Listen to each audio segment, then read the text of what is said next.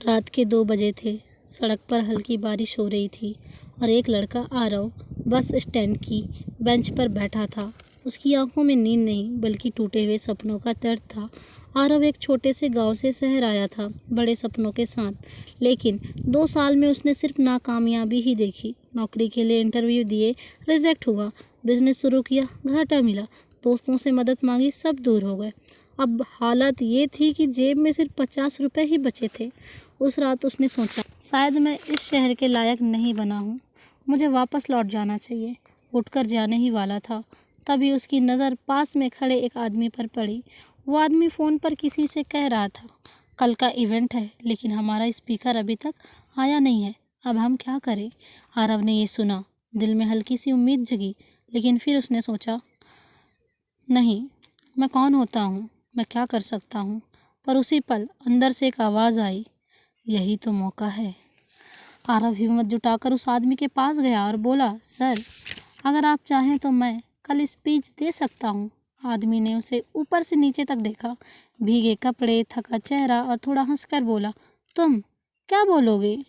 आरव ने शांत होकर जवाब दिया, सर, मैं अपनी कहानी बोलूँगा, जो मैंने जिया है।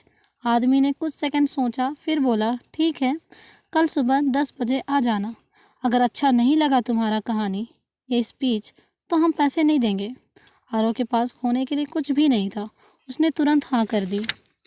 अगली सुबह आरव पूरी रात सो नहीं पाया। वो अपनी ज़िंदगी के हर दर्द, हर संघर्ष को याद करता रहा। सुबह वो स्टेज पर खड़ा था।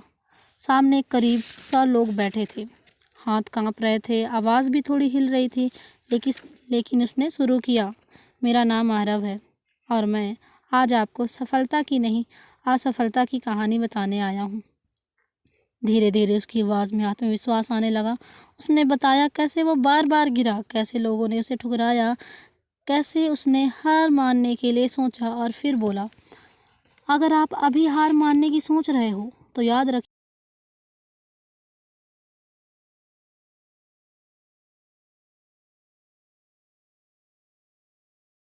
आपका एक मौका, बस एक मौका आने ही वाला हो। पूरा हॉल शांत था। लोग उसकी बातों में खो गए। स्पीच खत्म हुई। कुछ सेकंड तक सन्नाटा रहा और फिर जोरदार तालियां गूंज उठी। उसी दिन वहीं बैठे एक बड़े कंपनी के मैनेजर उसके पास आया और बोला, तुम्हारी कहानी में सच्चाई है, हमें ऐसे ही लोगों की ज़रूरत है, क्या तुम हमारे साथ काम करना चाहोगे। आरव की आंखों में आंसू आ गए। जिसे कल तक कोई नहीं पहचानता था, जानता था, आज वही इंसान एक नई शुरुआत करने जा रहा है।